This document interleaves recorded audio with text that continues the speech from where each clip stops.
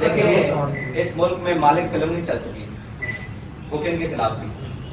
ان طاقتوروں کے خلاف. تو اس ملک میں وہ فلم کیسے چل سکتی ہے یا وہ چلانے کی کوشش کی جا رہی ہے جو اسلام کی بنیادی اساس کے خلاف ہے؟ تو یہ کون لوگ ہیں جو ان فلموں کو آسکر ایوارڈ دیتے ہیں؟ اسی طرح کی ایک فلم تھی پہلے زندگی تماشا، اس کو چلانے کی کوشش کی گئی تھی.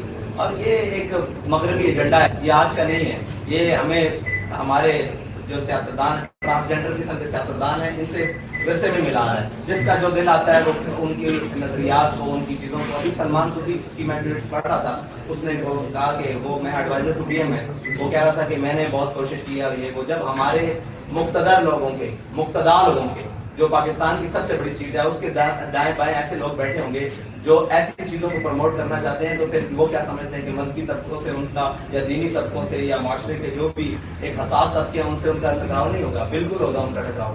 یہ ان کو خیال کرنا چاہیے کہ ہم جس منصب پر بیٹھے ہیں اس منصب کا جو بنیادی حق ہے وہ یہ ہے کہ پاکستان اسلام کا قلعہ ہے، اس میں کوئی بھی چیز جو اسلام کے خلاف ہے وہ نہیں ہو سکتی.